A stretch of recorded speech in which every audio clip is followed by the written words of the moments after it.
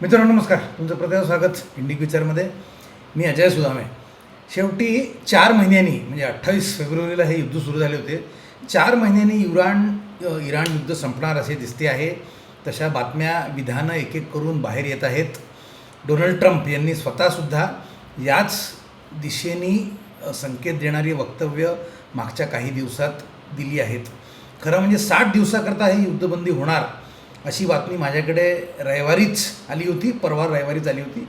आणि मी त्या अर्थाचे एक ट्विट आणि फेसबुक पोस्ट रविवारी संध्याकाळीच केली होती. हे भाकीत जवळजवळ 36 तासांनी सत्यामध्ये उतरताना दिसते आहे, पण अजूनही अधिकृत घोषणा झालेली नाही.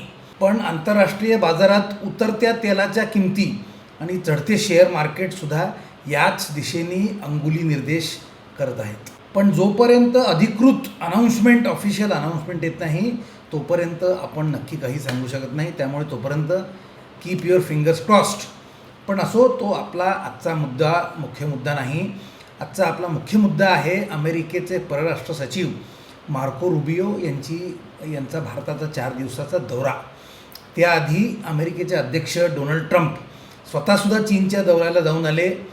या दोन्ही दौऱ्यांचे आपापली वेगवेगळी राजकीय उद्देश असणार, पण दोघांचेही म्हणजे ट्रम्प आणि रुबियो यांचे समान आर्थिक लक्ष्य आहे, अमेरिकन कंपन्यांचा आर्थिक फायदा. सिंपल उदाहरणादाखल ट्रम्प यांनी आपला चीन दौरा संपवताना 200 विमानं विकण्याचा सौदा तय झाला हे घोषित केले आणि अजून 750 विमानांचा सौदा होऊ शकतो हे सुद्धा आनंदाने सांगितले. त्याचबरोबर शेतीविषयक आणि इलेक्ट्रिक व्हेकल्स या संबंधात काही ॲग्रीमेंट झाल्याचे मोठ्या आनंदाने जाहीर केले. ट्रम्प जी वर्णनं करतायत ती जर खरी झाली तर अमेरिकन कंपन्यांचा उदाहरणार्थ बोईंग आणि टेस्ला यांचा प्रचंड फायदा होणार आहे. मार्को रुबियो यांनी तर वार्ता सुरू करायच्या आधीच सांगून टाकले, अमेरिका भारताला ऑइल विकण्यासाठी उत्सुक आहे, क्रूड ऑइल विकण्यासाठी उत्सुक आहे, आमच्याकडे पाहिजे तेवढे तेल आहे. हे ऐकून मार्को रुबियो अमेरिकेचे परराष्ट्र सचिव हे काय भारतात फक्त क्रूड ऑइल तेल विकायला आले आहेत का असा प्रश्न तुम्हाला पडू शकतो. तर ते अजूनही बरंच काही करायला आले आहेत, त्याच्याकडे पुढे येतोच. त्याआधी प्रधानमंत्री नरेंद्र मोदींनी या अमेरिकन नेतेमंडळींनी पळापळ सुरू करायच्या आधी प्रधानमंत्री नरेंद्र मोदी जे 5 देशांच्या दौऱ्यावरती गेले होते त्यावर बोलणे आवश्यक आहे, कारण त्या दौऱ्याचा आणि या रुबियो यांच्या भेटीचा घट्ट संबंध आहे. तर मोदी 15 मे रोजी निघून UAE United Arab Emirates, Norway, Sweden, Netherlands आणि इटली असा 5 दिवसांचा दौरा करून आले. या भेटीमधून त्यांनी जवळजवळ $40 बिलियन इतकी FDI भारतात येऊ शकेल अशी कमिटमेंट तिथल्या कंपन्यांकडून घेतली. पण दुर्दैवाने हा दौरा गाजला कशाकरता, तर मोदींनी इटलीच्या अध्यक्षा जॉर्जिया मेलोनी यांना दिलेल्या मेलेडी या ट्रॉफीकरता. पण मला वाटतं मोदींच्या या मेलेडी देण्यामागे सुद्धा एक संदेश आहे, कारण या भेटीनंतर भारत इटली संबंध आता स्पेशल स्ट्रॅटेजिक पार्टनरशिप या पातळीवर गेलेले आहेत. या इटली भारत वार्तेमध्ये काही अतिशय महत्त्वाच्या मुद्द्यांवर चर्चा आणि काही महत्त्वाची ॲग्रीमेंट झाली. त्यातील क्रिटिकल अर्थ म्हणजे अशी खनिजं जी अतिशय दुर्मिळ असतात आणि काही महत्त्वाच्या ॲप्लिकेशन्स, बरोबर आहे, डिफेन्स ॲप्लिकेशन्समध्ये ज्यांचा उपयोग असतो, याचं सप्लायची ॲग्रीमेंट मला वाटते प्रचंड महत्त्वाचे होते. कारण या क्रिटिकल अर्थ मटेरियलशिवाय तयार होऊ शकत नाही, इलेक्ट्रिकल याशिवाय तयार होऊ शकत नाही. आणि आजच्या काळामध्ये जेव्हा क्रूड ऑइल हे अतिशय आणणं दुरापास्त झालेलं आहे, कठीण झालेलं आहे, तेव्हा शिवाय आपल्याला पर्याय नाही हे आपल्याला समजलं पाहिजे. त्याच्यामुळे हे क्रिटिकल अर्थ मटेरियल अतिशय महत्त्वाचे आहे. आणि अर्थात मोदींनी काही इन्व्हेस्टमेंट रूपी मेलेडीसुद्धा इटलीला दिली असणार यात शंका नाही. त्यामुळे मला वाटतं की कुठेतरी डोनाल्ड ट्रम्प यांना भारताला अपमानित करून, मोदींना नाराज करून एका जुन्या मित्राला दूर केली ही टोचणी लागली आहे. आणि म्हणूनच त्यांनी रुबियो यांना आपल्याकरता मोदींकडे काही मेलोडी उरली आहे का हे बघू नये असे म्हणून भारतात पिटाळलेले दिसते. तर आमच्याकडे म्हणजे अमेरिकेकडे भरपूर तेल आहे असे रुबियो भारतात आल्या आल्या बोलले होते. हे एवढे तेल अमेरिकेकडे आले कुठून? तर मित्रांनो, हे आहे व्हेनेझुएलन क्रूड ऑइल.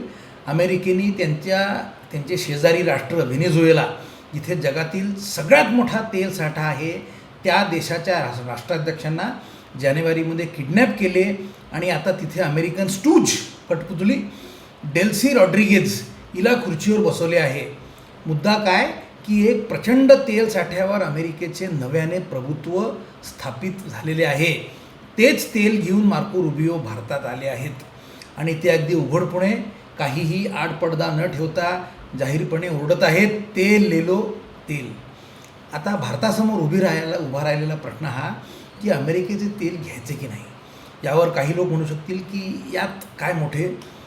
आज जेव्हा देशाला इंधनाची टंचाई आहे तेव्हा कोणीही हे क्रूड ऑइल ज्यामधून पेट्रोल, डिझेल, LPG तयार होते ते घ्यायला हरकत नसावी. मित्रांनो, हे दिसते इतके सोपे सरळ नाही. कारण हे की आपल्याकडे रशियाचा पर्याय असताना आपण व्हेनेझुएलामधून तेल का आणायचे? तुम्ही जर जगाचा नकाशा नीट पाहिलात तर लक्षात येईल की रशिया कुठे आणि व्हेनेझुएला कुठे, आपल्यापासून ते किती लांब आहे. या अंतरामुळे व्हेनेझुएलामधून क्रूड यायला 56 दिवस लागतात, मात्र रशियातून हे केवळ 36 दिवसात येते. आखाती देशांमधून अजून कमी वेळात येत असे, पण सध्या तिथे ब्लॉकेड असल्याने त्याच्याविषयी बोलण्यात काही अर्थ नाही. तिथून सध्या आवक जावक अतिशय कठीण आहे.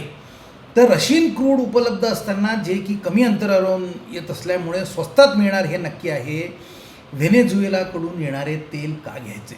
यात अजून एक अडचण ही की जर आपण मार्को रुबियोंनी आणलेल्या प्रस्तावावरती सही केली तर विरोधी पक्षांना जोर येईल आणि मोदी ट्रम्पकडून ऑर्डर्स घेतात.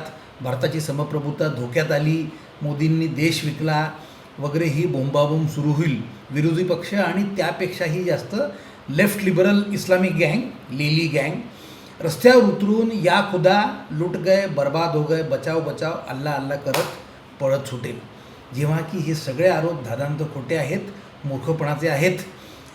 हे जर PM मोदींनी केले तर त्यामागे देशाच्या हिताचाच विचार असणार आहे. मित्रांनो, लक्षात घ्या, आज आपली आर्थिक प्रगती याच गतीने आणि याच पद्धतीने चालू ठेवायची असेल तर आपल्याला परवडेल अशा भावात इंधन मिळत राहणे अतिशय आवश्यक आहे. त्यामुळे मला वाटतं की जर मार्को रुबियो आपल्याला डीप डिस्काउंट्स, स्वस्तामध्ये क्रूड ऑइल ऑफर करणार असतील तर आपण ती ऑफर लगेच उचलावी, जास्त विचार न करता उचलावी आणि आपले तेलाचे साठे भरून घ्यावेत. रुबियो भारतात अवतरण्यामागे अजून एक महत्त्वाचे कारण हे की पंतप्रधान मोदी पुढच्या महिन्यात फ्रान्समध्ये जाऊन राफाल फायटर जेट्सचे अजून एक डील करणार अशी बातमी आहे. काही वर्ष मागे असेच मोदींनी अमेरिकेला ठेंगा दाखवत 36 राफाल जेट्स विकत घेतली होती. ट्रम्पना त्याची पुनरावृत्ती नको आहे, म्हणून ही रुबियो यांच्यामार्फत साखर पेरणी. मोदी ऐकण्याच्या मूडमध्ये आहेत असं मला वाटत नाही. बघूया, आज इथेच थांबतो. व्हिडिओ आवडला तर लाईक करा, शेअर करा, चॅनलला सबस्क्राईब करा. जय हिंद, जय श्रीराम.